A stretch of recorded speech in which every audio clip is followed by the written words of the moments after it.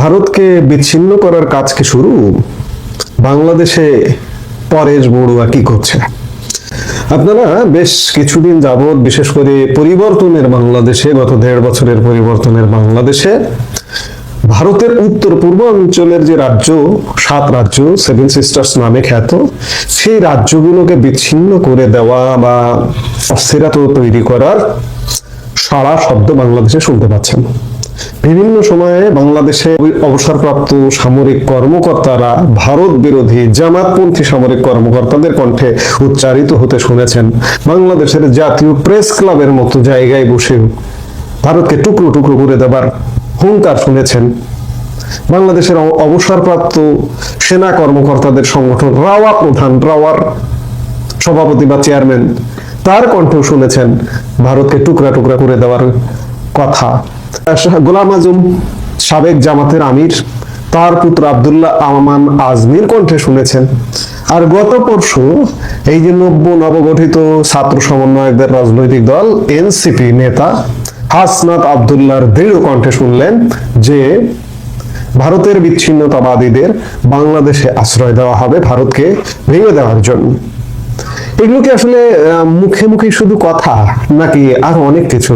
ইতিমধ্যে কি কার্যক্রম শুরু হয়েছে কিনা? ভারত কি করছে, ভারত কি করবে, আমি আমার গতকালকের কন্টেন্টে বলেছি। কিন্তু কাজ যে চলছে এ নিয়ে ভারত নিশ্চয়ই পরিকল্পনা করছে। ভারতের গোয়েন্দা সংস্থার কাছে তাদের এইসব রিপোর্ট আছে। ভারতের বিচ্ছিন্নতাবাদীরা বাংলাদেশে ইতিমধ্যেই আশ্রয় নিয়েছে। ভারতের একাধিক গণমাধ্যম বলছে বাংলাদেশ সত্যিকার অর্থে এক মহা বিপদের সম্মুখীন। নিজে খুঁজে আমরা বিপদ ডেকে আনছি। উন্নত সমৃদ্ধশালী বাংলাদেশ আমাদের এক শ্রেণীর মানুষের কাছে কাম্য নয়। শান্তিপ্রিয় বাংলাদেশ এক শ্রেণীর মানুষের কাছে কাম্য নয়। যার দরুন বাংলাদেশের পরিবর্তিত পরিস্থিতি একটা অশান্তির বাংলাদেশের দিকে যাচ্ছে। অশান্তি টেনে খুঁজে বের করে আনছে। ভারতীয় গোয়েন্দা সংস্থাগুলো বলছে এবং ভারতের একাধিক গণমাধ্যম বলছে যে আসামের বিচ্ছিন্নতাবাদী সন্ত্রাসবাদী সংগঠন আলফা, যেটি স্বাধীন, আলফার একটি অংশ আসাম সরকার এবং কেন্দ্রের সাথে শান্তি চুক্তি করে, তাদের সাথে সমঝোতা করে তারা স্বাভাবিক জীবনে ফিরে গেছে। কিন্তু একটি অংশ আলফা স্বাধীন, সেটি এখনো পর্যন্ত স্বাধীন আসামের দাবিতে অবিচল আছে। এবং তারই নেতা পরেশ বড়ুয়া প্রশ্ন উঠছে ভারতীয় গোয়েন্দা সংস্থাগুলোর কাছে, কিংবা ভারতীয় গণমাধ্যমগুলো বলছে যে পরেশ বড়ুয়া এই মুহূর্তে বাংলাদেশের ঢাকায় অবস্থান করছেন। পরেশ বড়ুয়া বাংলাদেশে একজন সাজাপ্রাপ্ত আসামি।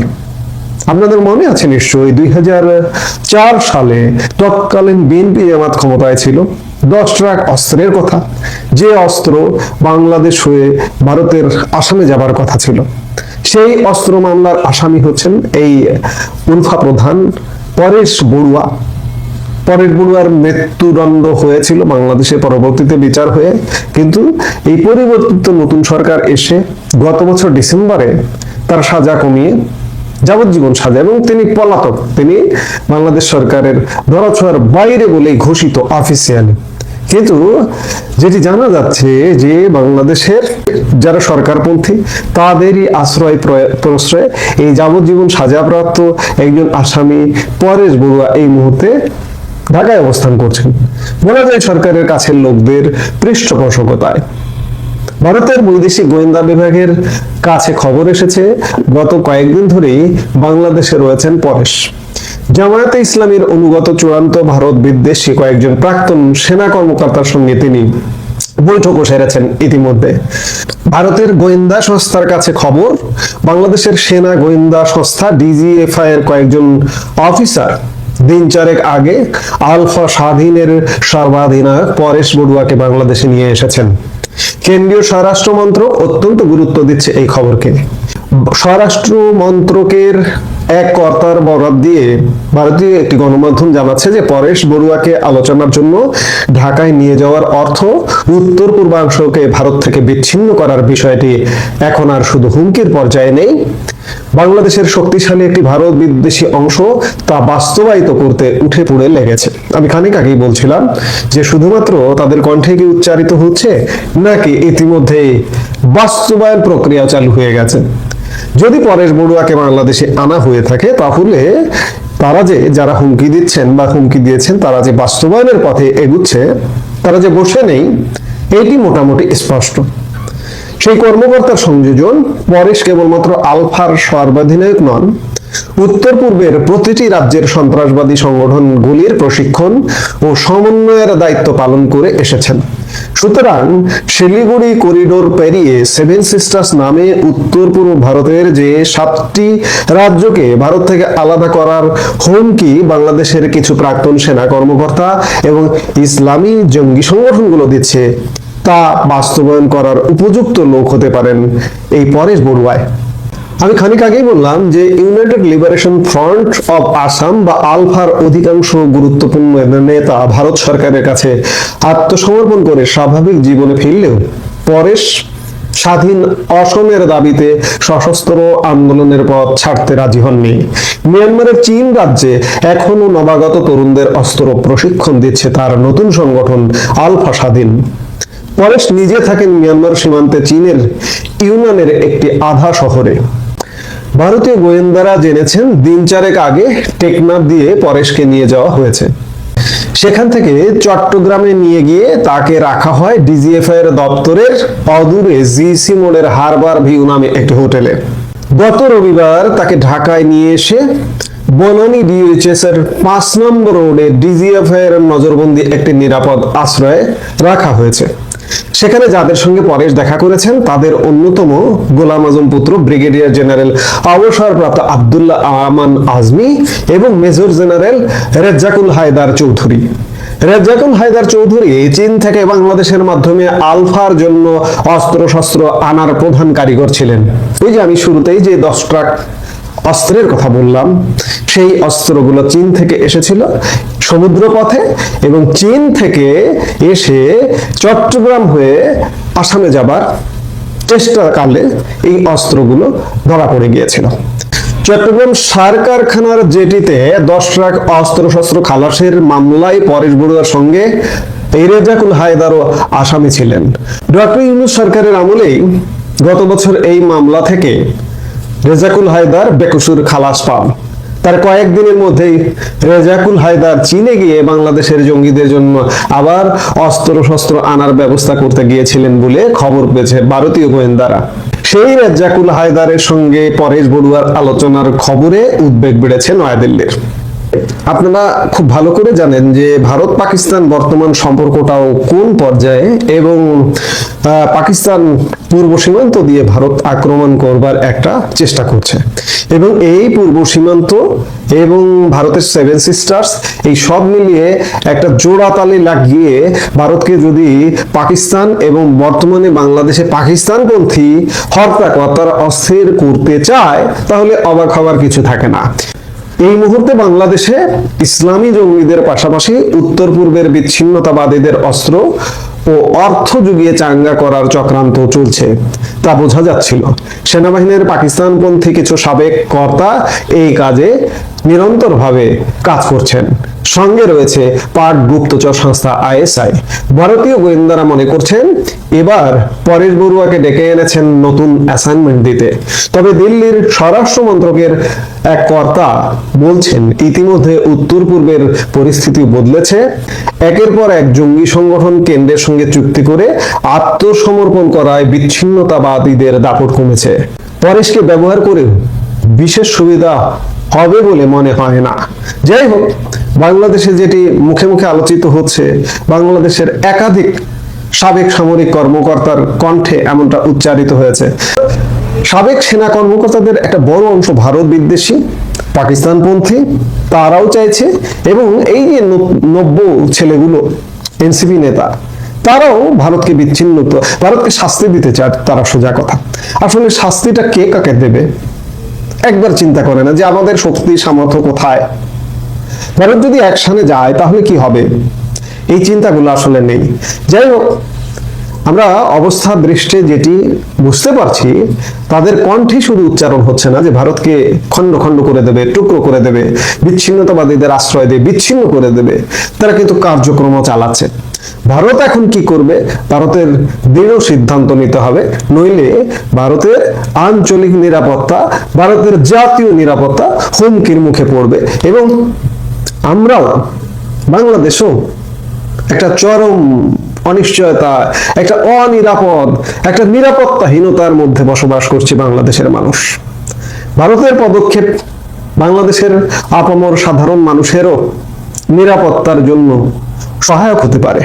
কারণ এই কথাটা এজন্যই বলছি, 1971 সালে আমাদের মহান মুক্তিযুদ্ধে ভারতের ভূমিকা আমাদেরকে, আমাদের এই অঞ্চলের মানুষকে নিরাপদ করে দিয়েছিল, একটা স্বাধীন মানচিত্র পেতে সহায়তা করেছিল।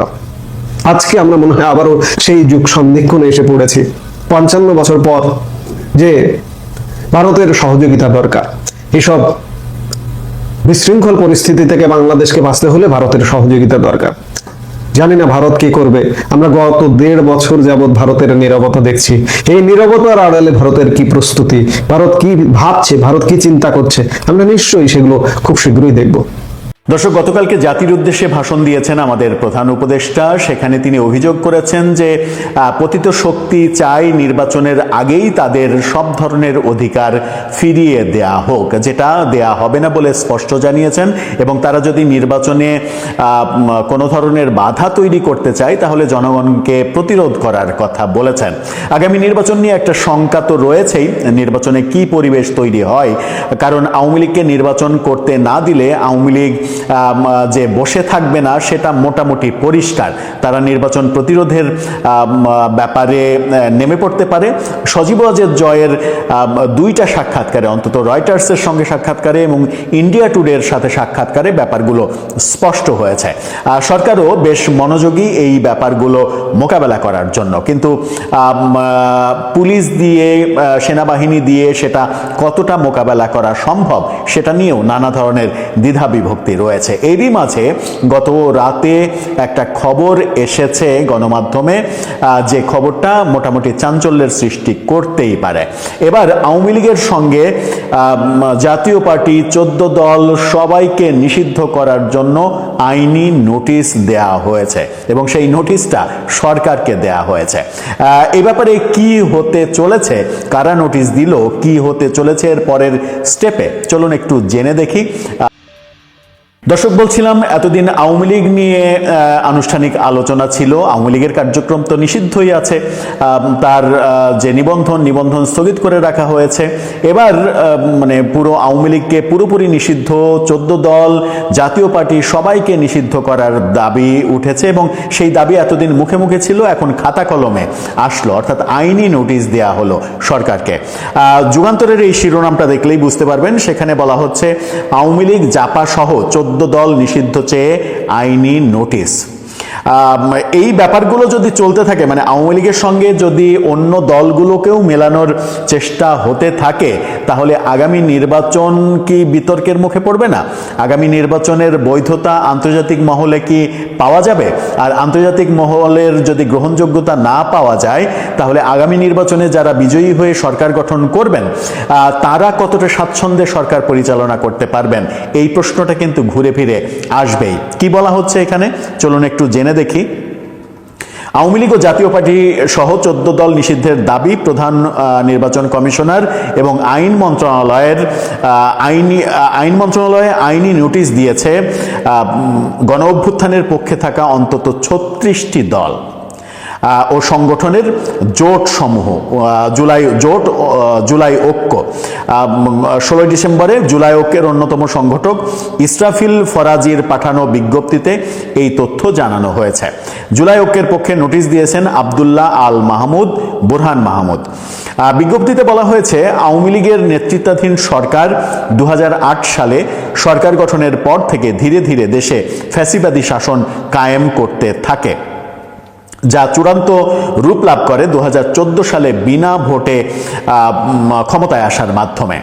দীর্ঘ 1.5 দশকের বেশি সময়ের এই ফ্যাসিবাদী শাসনের অবসান ঘটে 2024-এর 5 আগস্ট। দীর্ঘ এই অপশাসনে আওয়ামী লীগের দোসর হিসেবে কাজ করেছে জাতীয় পার্টি সহ আরও বেশ কয়েকটি দল, যেটাকে তারা 14 দলীয় জোট বলতো। এতে আরও বলা হয়, গত বছরের জুলাই আগস্টে ছাত্র জনতার তীব্র গণ আন্দোলনের মুখে ফ্যাসিবাদী সরকারের প্রধানমন্ত্রী শেখ হাসিনা ও তার দল আওয়ামী লীগের শীর্ষ নেতারা ভারত সহ বিভিন্ন দেশে পালিয়ে যায়, কিন্তু পরবর্তীতে বাংলাদেশকে অস্থিতিশীল করতে তারা আবার নতুন করে নানা ষড়যন্ত্র এবং অপতৎপরতা চালাচ্ছে। এরই অংশ হিসেবে সম্প্রতি ইনকিলাব মঞ্চের আহ্বায়ক ও ওসমান হাদিকে গুলি করে হত্যার চেষ্টা করা হয়েছে। 5 আগস্টের পর থেকে আওয়ামী লীগ, জাতীয় পার্টি ও 14 দলীয় জোটের অন্যান্য দলকে নিষিদ্ধের দাবি ছিল, তবে ওসমান হাদিকে হত্যার চেষ্টার পর এই দাবি আরও জোরালো হয়েছে। 5 আগস্টের পর থেকে বিভিন্ন দল থেকে দাবি জানানো হচ্ছিল, এনসিপি, জামাত সহ বিভিন্ন দল এবং বিভিন্ন রাজনৈতিক মুখ এই দাবিগুলো জানাচ্ছিলেন যে জাতীয় পার্টিকে নিষিদ্ধ করতে হবে, 14 দলকে নিষিদ্ধ করতে হবে, আওয়ামী লীগকে পুরোপুরি নিষিদ্ধ করতে হবে।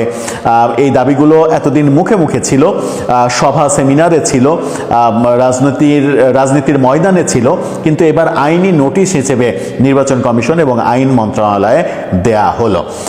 এই 36 দল কারা সেগুলোর বিস্তারিত তথ্য নেই, তবে এই 36 দল বিভিন্ন সংগঠন তৈরি হওয়া, 5 আগস্টের পরে বিভিন্ন প্ল্যাটফর্ম তৈরি হয়েছে, সেরকমই হয়তো হবে। নিবন্ধিত রাজনৈতিক দল তাতে কয়টা আছে সেটা বিস্তারিত জানলে আলোচনা করতে আরো বেশি সুবিধা হতে পারে। নিবন্ধিত দলের মধ্যে এনসিপি থাকতে পারে, জামাত থাকতে পারে, গণ অধিকার পরিষদ থাকতে পারে, এবি পার্টি থাকতে পারে, এই দলগুলো তো থাকতেই পারে। সাথে আর কারা আছে, যেহেতু 36টা দলের কথা বলা হচ্ছে, সেই দলগুলো বাংলাদেশের নিবন্ধিত বৈধ রাজনৈতিক দল নাকি প্ল্যাটফর্ম? ওসমান হাদির ইনকিলাব মঞ্চ যেরকম একটা প্ল্যাটফর্ম, রাষ্ট্র সংস্কার আন্দোলনের যেমন একটা প্ল্যাটফর্ম, এরকম প্ল্যাটফর্ম কিনা? যাই হোক, যেটাই হোক, দল হোক কিংবা প্ল্যাটফর্ম হোক, আইনি নোটিশ পাঠানো হলো, তার মানে হচ্ছে যে সরকারের উপরে একটা প্রেসার ক্রিয়েট করা হলো।